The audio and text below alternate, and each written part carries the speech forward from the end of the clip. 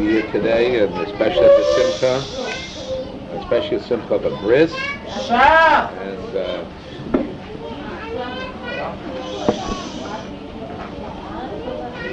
I'd like to talk about a little bit about Yoshua, the name Yoshua, a little bit in a second.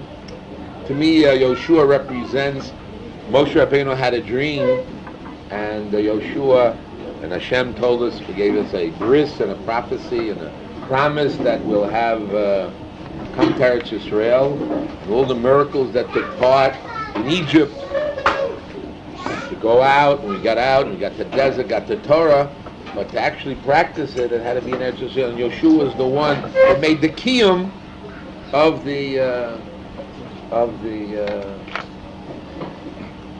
bris and the haftocha of HaKadosh Baruch Hu. I want to talk about the word kiyum, a little bit of kiyum.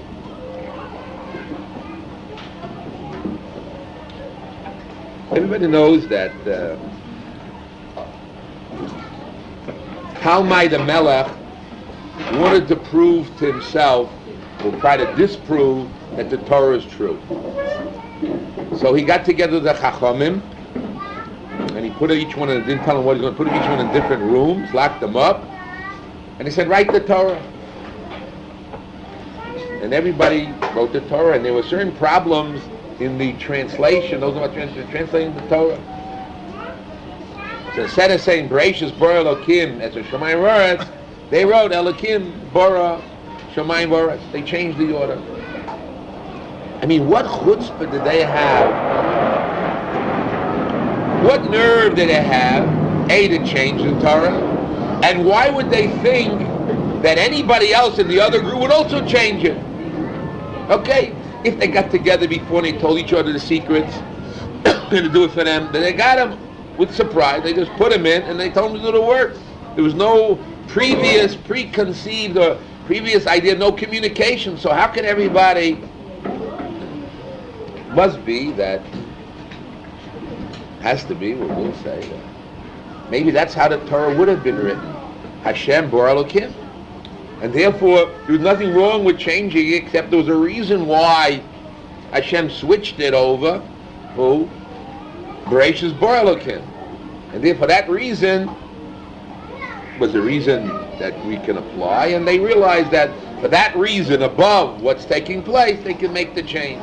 But originally, Hashem made it that that's really what should have been. But Hashem didn't keep it there. What's the reason why? So the Gemara explains. The Gemara explains that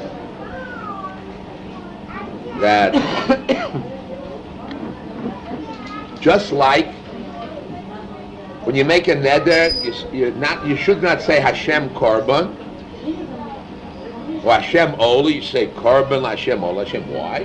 Because Shema Yomus. Maybe somebody will die. So the Mela have Shem Shamayim Levatala. So therefore they make a switch and you say Korban Hashem first. You say Hashem Korban. So too, maybe you'll say Hashem's name beginning of the reading of the Torah, and the guy will die. The guy will die. So the Mela, we better say bara Elokim. But over here, really, according to Luchos Rishonos, before, if the Jews did not do a sin, so the Torah would have people would live for eternity, who knows, or whatever it would be. So there wouldn't be Misa so much. So the Mela, if you did the sin, there was. So the Mela, originally Hashem would have had this chash of a person dying, wouldn't be there. And if Hashem would have written the Torah, Hashem bara Olam. That's what the Gemara says, and that's what people say in the Parsha. I like to understand a little bit. It's a little strange. What are we worried about? People dying? Chas v'shalom? Is that a Jewish attitude? Shema Yomus? Okay, it's a possibility, but other Rabbi, did you say bara? You said Bereshis bara, and you'll say Elokim Shema Yomus. So we Shema Yomus. Say Hashem's Elamai. They worry about Hashem Shemai and Hashem's name Levatala. They worry about Hashem. They'll say Hashem Levatala. Okay. Shema Yomus is not al pi rov. It's only a miyut. Shema Yomus. But most people don't lie. Most people live. Rov live. Reuben and Ruba live. Only a miyut. So why do we have to worry about the miyut of Shema Yomus? Why worry about the miyut? So the answer is really from Masechet Nida. that Rabbi Eliezer, they asked Rabbi Eliezer wanted to give a magic formula, a success formula, a formula guaranteed to succeed. How can a guy be guaranteed to be a Talmud Chacham? How can a guy be guaranteed to be rich? How can a guy be guaranteed to have a little boy? A boy? We'll talk about it in a minute. Well, but they give a formula, a magic formula that fits for everybody. First in learning, if you really put the effort and energy in learning, right? And you're mamayid in business, you become a Talmud Chacham. They asked Rabbi Eliezer how many people did it. They leave their business. But they say they have to pray. They have to also pray Misha Chochma Shalom. Praying alone is not enough. Learning alone is not enough. You have to do both. Hor, bli hor, yefshar. You must do both. And if a person will do both, work hard, mind business, and pray, really pray, so then he'll be successful. If a person has become rich, he goes to business, does business, and deals honestly. Many people did it, they asked them. They didn't do it. They didn't succeed. Because you have to pray. How do you get a boy? You got to select the proper wife. That's good, fitting for you, and who's sanua. And you got to pray. I mean, the end of it, many people did it, and they got to pray. I like to explain that a little bit. What does it really mean? It means that man has to do everything he can on his possibility. Whatever man can do, he must do everything what he can do. When man has done everything he has done, then it's up to God to take over and to also to continue. So how do you get God to continue? By praying. In other words, you want God, you've done everything you can. So God has done everything I can humanly possible. And now I'm asking Hashem, help me. Because why? Because even if a man does everything that's possible, he does things, because he does something, therefore it works? No. There's a rov and there's a miyut. Most likely, if you fit in with the rov, you do the business, you work, you make money. If you study, you'll learn, you'll be smart. If you get the right wife, you'll get the things happening. Good. The answer is that's our piro, but there's a miyut that it won't happen. There's a chash of a miyut that it may not happen. It's not guaranteed in the law of probability and possibility, but it doesn't mean it must. There's no guarantee. No guarantee. How can you get a guarantee? Can't guarantee possibility. So at this point of the miyut, even though with the rov and you're doing the normal things that normally you got to do, but there's a miyut that may not happen. For the miyut maybe not happen. What do you got to do? You got to really pray. So if you do everything you can on your possibility, what you can do, and then you really got to pray with all your strength, you see? At that point, God takes over, and He'll do hashgocha pratis and remove the miyut that is against you. If you got the rov with you, but He'll remove the miyut against you. Now a person. Now we're back to ours. So that's the way. Man does everything he can, everything is possible, but he also has to know that the next step is up to God. He has to pray that God will see to it that it will happen. Just because you do it means it'll happen. It may not happen. There's a miyut against you. That's true, then. That's very simple here too. That this idea of, if we want to have a kiyum adova, kiyum is, look, to make something is very hard. You work very hard to do something should happen, and you prepare things and you do things and everything you're doing, all you can. It doesn't mean it will happen. It doesn't mean it may not happen. You have to be choishesh in the miyut that what? Something can happen wrong. So if you want in your Torah, if you're a Talmud Chacham, whatever you do, you're on the positive line. You want to have a kiyum of what you do. You don't want to utter words or learn Torah to have children if there's no kiyum. You don't want to do a ma'aseh that doesn't have a kiyum, that doesn't have extension. But when you learn Torah, what are you learning Torah? Why do you learn mathematics? You also enjoy. Learn physics, learn philosophy, learn all kinds of things. Why do you study Torah? You know why? Because Torah is nitzchi. Mitzvah is temporary. Torah is what?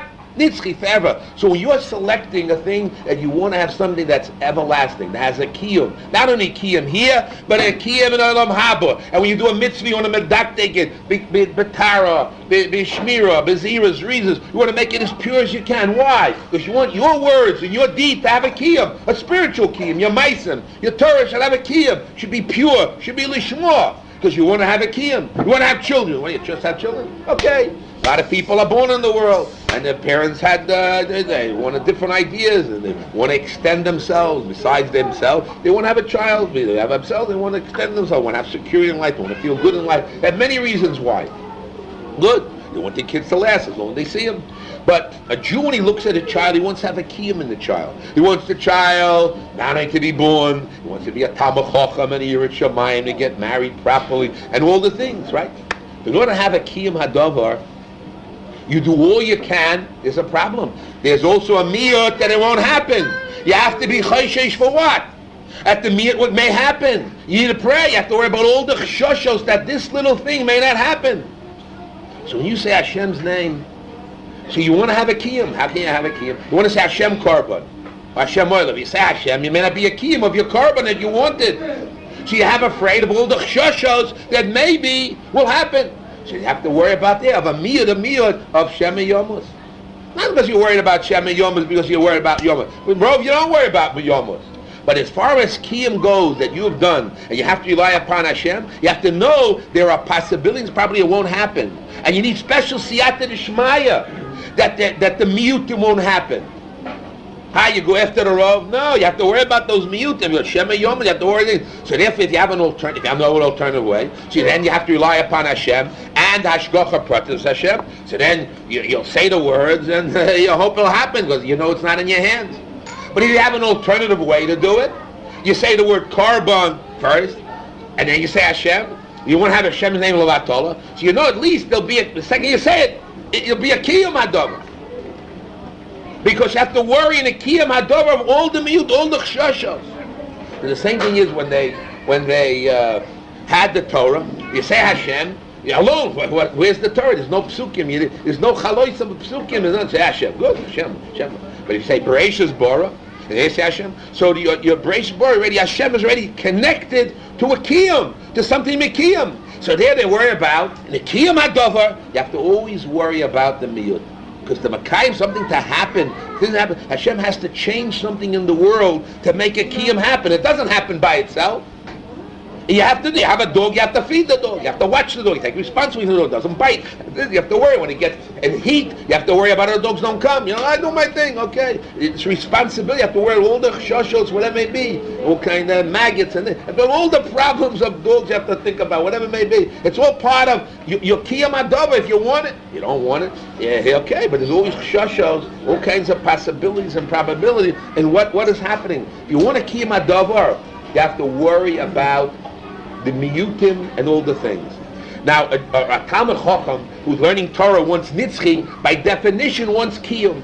He doesn't want just to learn. He enjoyed for the moment. He had a good shiur, had a good feeling. He went to a good show, and he learned Shas. Wonderful. He feels good about it. Now I know Shas. I happen to know he had a good svara. I wrote a nice chidush. Wonderful. Very nice. But in his thoughts, in his accomplishment, it's just accomplished that he did something. Or what he does, he wants to have a kiyum for what he does that should have nitzchi in it. There he has to worry about all the chshoshos. Make sure it's lishmor. He has to worry about, doesn't have the gaiv in it. He has to make sure that he has all the proper and all these other things that he thinks that, well, what's the difference? I'll go after Rov, I'll go mistavra. Most likely, it can't be in the kiyum hadavar to make a new creation of something. You have to worry about all the chshoshos. And you need a bracha from Hashem that this what you're doing has a kiyum. They have to all the chshosh. You need a bracha from Hashem and a tefillah from Hashem. So this person's reading the Torah. He's learning the Parshat Torah, and he wants to read the Torah, and he wants a kiyum from his word. So he says Hashem's name. He has to worry about the chash of the words of Torah. Maybe he won't have a kiyum with the next word. He has to worry about all the miyutim, and maybe it won't happen because he knows it's b'yad Hashem. He needs tefillah. He has to use chokhmah in a place where he can't do. So if in a place where he would say the Hashem's name, maybe he has all the chshoshos. So it's better for him since he has the alternative possibility of saying Bereshis Bara, so he would say it. But that's very good on people who have all these thoughts of kiyum. But for the goyim, when they think, and we think of worrying, and we are worrying about what, and the Torah is worrying about what, kiyum hador, the Torah is nitzchi, and for us we have to worry about all the choshos, not a brochala, not Hashem's name levatola. That's a Jewish problem. If we didn't break the luchos rishonos, we would have the Torah been written originally. Hashem beracious. It would say that way. But since we in order the world to make the kiyum, and we worried about a bracha about Hashem's name levatol, so Hashem had to make it the other way, and misa shayach as a chash. So the mela, Hashem had to change the Torah. But for the goyim, they're not thinking of that. Those terms, that's not in their cheshbon. They have to think straight. The normal way has to be. Don't worry, bracha. Hashem's name levatol. So the mela say bracha. What I really want to say is, what I really said was that a woman 9 months pregnant, and all these things till they get married and you have the children and everything nice, but the end is not the end yet. You need a kiyum. What's a kiyum? A kiyum is you got to get married properly, you have to live properly, you have to make sure you get the babies, you have to make sure the kids are raised up right, they get married properly, and all along the line, whatever you do, no matter how much you try to do, you have to be always worried about all the chshoshos. It's a miyut, and you left the road. But in order to have a kiyum hadover that you want for nitzchi, you want it should be continuing chinuch and everything, you have to think in terms of ma'aseh kiyum. Like Rabbi Eliezer said in Nida, if you want to have the guaranteed formula of success, you got to do everything you can, and the other part is you got to really pray with all your heart, and then it happens. Because hashgacha pratis works there. That's the formula. In order, why do you need the second part from Hashem? You did the work. Oh, pray and don't do the work. That's the way Hashem created the world. And in the kiyum hadav, you always have to worry about all the miyutim that could come. Because otherwise, why do you need to pray? If you go after the robe, why do you need to pray? That was the Gemara's kasha. If you do the robe, you have to do the why do you have to pray? Elamai, you pray, it comes from God. So why do you have to work? The answer is zeves agorim. Because one without the other, and you have to know in the kiyum hadavar. In order sometimes a kiyum, you have to worry about all the choshos and needs. It's very hard to build, easy to destroy. It takes a long time to make glass, and in 1 second, it can be destroyed. So you have to always worry when you handle with glass to make sure that you take care of it properly. A kiyum hadavar. One of the things that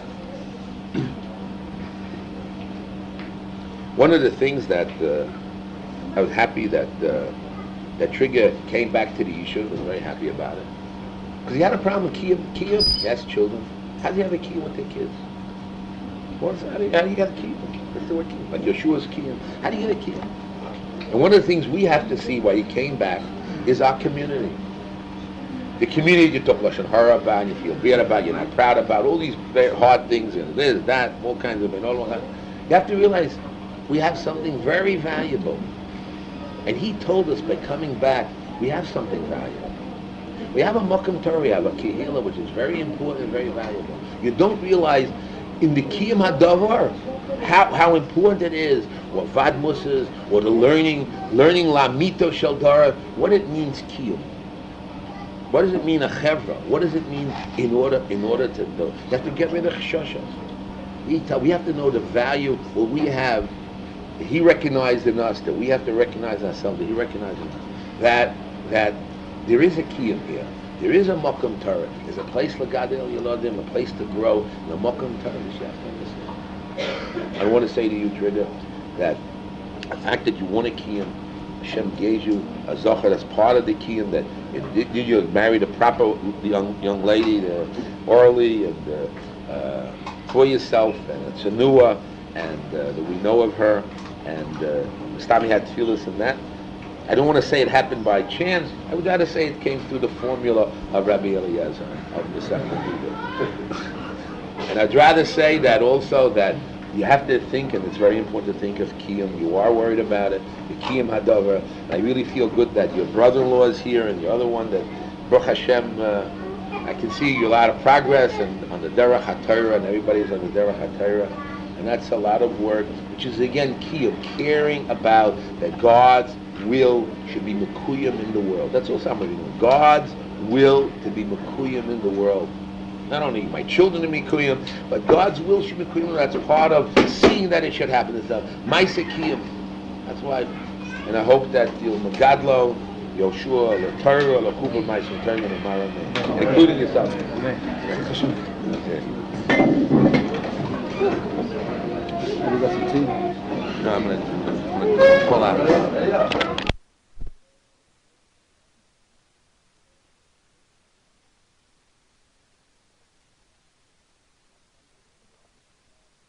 These guys are afraid to get close to God, get close to the universe, the Hashem Tzvokos, the universe. The people are afraid because they can't come close because they have a lot of errors and sins, or they have a wrong part of their personality, or whatever it may be. But in tzaddik, he's always out to improve himself in the process of his so he can always get closer and closer and closer. And so we don't mind being in the sun. Adarabah, the sun is good for us. It grows the plant, photosynthesis, with all these wonderful things. What I want to say really is this, I really want to say, Yisach, is I'm really very happy that the Almighty bless you to today. It's a new shlav in your life. Chamishim let's get it made. That's right. You know, man, a lot of people fall around the wayside. At least you got a family and kids that are with you, care about you, and they need you. So one of the secrets of Rosh Hashanah is if you're needed, and then God, you got to say, look, God, I may be no good, but I'm needed, so you got to keep me around. You're needed by your wife and your kids, so you should. So they got to have you, good or bad, they got to have you. So, but the real truth of the matter is, it's a new shlav in your life, 50 is the Eight is for the Gemara, 8 is for this, your children. But it's definitely a new shlav. New, it's called a new phase, like a phase of life. New phase of life. But it's also important that in this stage of your life, that how you look at it. What's the difference to somebody who's 13 years old, believes in God, or somebody who's 50, 60, 70? They have the same mitzvah. You have to believe in God. You have the same mitzvah of putting on the tefillin. You have the same mitzvah. Everybody has the same mitzvah. So what's the difference between a man of 50, 60 who's religious and the guy who's 13? The same rules. The answer is in the quality that he does. There's one thing we all know about you is you work. The quality of mitzvah, you very work to understand it, to get the exactness, to see the justice of the thing. And progress that is done, working hard. And in the end, all the work you do hard, it pays off because it's there. A lot of people don't do the work, and don't do the work. There's certain parts of life a man, hard for him. So listen, he goes back to it, part to learning, and he goes back to it. Based on different shlavim. In this shlav, already, the Gemara has different animals that the person is compared to. I don't know what animal 50 is compared to. But, what? Give it a shot. But it's definitely not a caleb. It's definitely not, that already is wrong. Now you got the love of it. They're not a caleb. Different things that there are. But whatever it is, it's definitely a mushlav. And I hope in this shlav you're learning, which is qualitative, your true mind, and the way you handle your kids and your wife, you also want to learn what should be. And maybe that's what I want to wish you, bless you, your wife and your family. They should get a lot of nachas, or nachas, quality, because they should know the Lord, you're a good guy. I'm a fucking here, your mind. More or less. Really more than less. And we wish to see you grow, Mala.